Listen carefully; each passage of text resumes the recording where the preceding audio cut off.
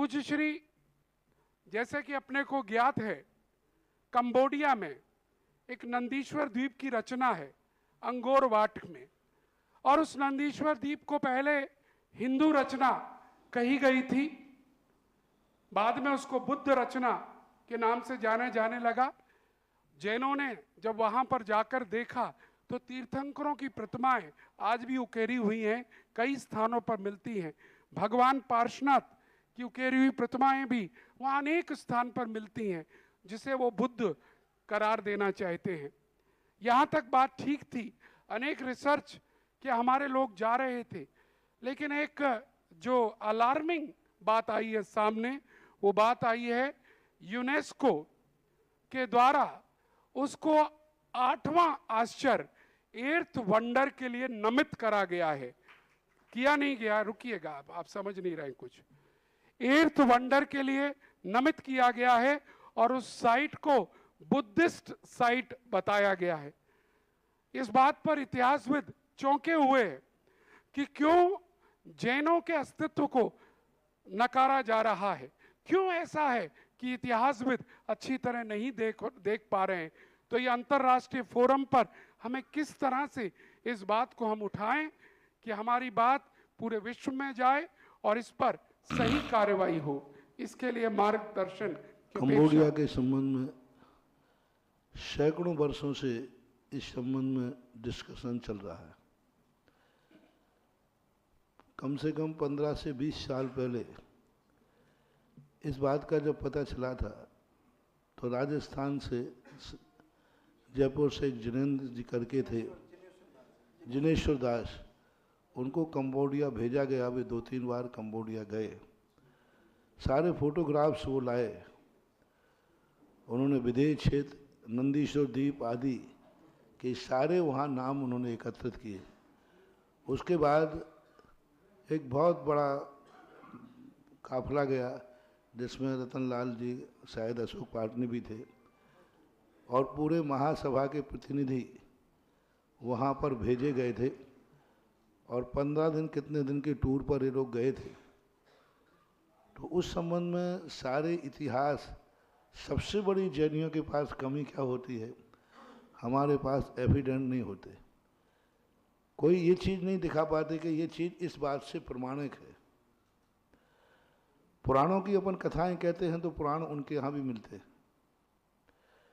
इसलिए इस संबंध में हमें ठोस शोध कराना पड़ेगा, ठोस जानकारी, क्योंकि उन मुद्राओं में जो मुद्राएं हैं, वे मुद्राएं पूर्णतः दिगंबर जैन मूर्ति से मेल नहीं खा रहे हैं, पूर्णतः।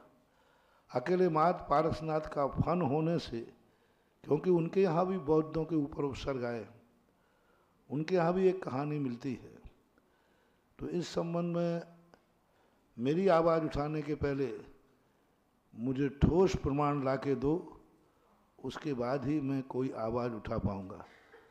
ऐसी सुनी सुनाई बातों पे आवाज़ उठाने से, क्योंकि यहाँ की आवाज़ से कानून बन जाता है, यहाँ की आवाज़ एक कानून की आवाज़ हो जाती है, और कानून की आवाज़ तभी होना चाहिए तब वो कहीं से खंडित नहीं होना चाहिए। इसलिए पहले इस पर जाके, जो अभी 50 वर्ष से चल रहा है शोध, या जो 20-25 साल पहले ही पूरा शोध करके देखने गए, इस पर एक शोध हो। इसके ऊपर आप लोग पहले एक कोर्ट केस कीजिए। सारे महाराजों से ही क्यों कहलवाना चाहते, इसको आप जनहित याचिका दायर कीजिए। जनहित याचिका दायर में जो अंतर्राष्ट्रीय समितियां हैं, तीर्थ क्षेत्र कमेटी काहे के लिए है? पदों के लिए, चुनावों के लिए। तीर्थ क्षेत्र कमेटी बैठकर स्टेजों पर माला मंच माला पहनने के लिए, काहे के लिए है कमेटियाँ? ये कमेटियाँ इसी कार्य के लिए हैं। तीर्थ क्षेत्र कमेटी का एक प्रतिनिधि हो और जनहित याचिका दायर की जाए, कोर्ट उस पर शोध कराएगा, तुम भी शोध करो, कोर्ट भी शोध करेगा। बिना फाइट किए, बिना डिस्कशन नहीं निकलेगा। आज तक कंबोडिया पर दिगंबर जैन समाज ने कोई फाइट की? कोई कंबोडिया की सरकार से कोई उसका पत्राचार किया? कोई भारत सरकार में कोर्ट में कोई ऐसा दायरा केस पेश किया कि कंबोडिया हमारा दिगंबर जैनियों का है? तो जो तरीका है उस तरीका से ही अपन को निपटना पड़ेगा। तो दो बातें हैं, पहले तीर्थ क्षेत्र कमेटी या अंतर्राष्ट्रीय कोई कमेटी सामने आए, उस पर शोध कराए, उस पर सही जानकारी और प्रमाणिक सिद्ध करे कि ये मूर्ति दिगंबर जैन है, और उसके बाद फिर जाकर के आप आवाज़ उठाइए। फिर यहाँ से ऐसी आवाज़ होगी कि दिल्ली ही नहीं अंतर्राष्ट्रीय भी हिला दूंगा और हिल जाएगा। सफलता मिले या नहीं मिले, एक बार विचार करने को तो मजबूर कर दूंगा। सफलता मिलना नहीं मिलना हम इस पर कभी नहीं जाते, लेकिन आपके पास प्रमाण क्या? हम 25 सालों से प्रमाण मांग रहे हैं।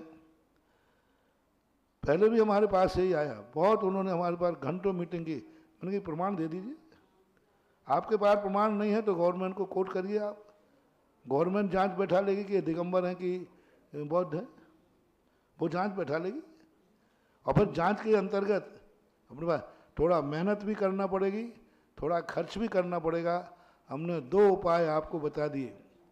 इन दोनों उपायों पर मूलतः तीर्थ क्षेत्र कमेटी अथवा कोई भी संस्था जाकर के कंबोडिया के संबंध में अपना इतिहास, अपने साक्ष्य प्रस्तुत करे और सरकार के साथ एक जनहित याचिका दायर करके उस पर कोर्ट फाइल करे और उसको बहस का विषय बनाए। फिर उसके बाद निर्णय पर विचार करना, ये आपको करना है। मेरी मर्यादा है, मैं कोर्ट नहीं जा सकता।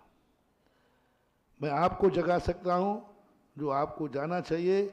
और ये सारे लोग इस बात पर तीर्थ क्षेत्र कमेटी को जगाएं, उनको ज्ञापन दें, उनको सूचना दें, उनको व्हाट्सएप करें तीर्थ क्षेत्र कमेटी को। तीर्थ क्षेत्र कमेटी काम करने का कुछ नहीं, जब चुनाव आते हैं तब सक्रिय हो जाती है।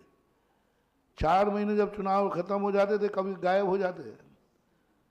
आजकल तीर्थ क्षेत्र कमेटी की हालत ये हो गई, जैसे वो तुम्हारे नेता होते ना, ये नेता लोग जब वोटें आती हैं तो तुम्हारी सरकार तुम्हारे द्वार, और चुनाव होने के बाद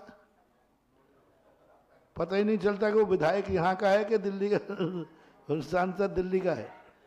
ये इन नेताओं की बात हो गई। तीर्थ क्षेत्र कमेटी जब चुनाव होते हैं, जब पैसे की जरूरत होती है, तब साथियों के आगे पीछे घूमती है। और बाकी पदों पर बैठने के बाद, अभी 2-3 पदों से ऐसा हो रहा है, 4 पदों से।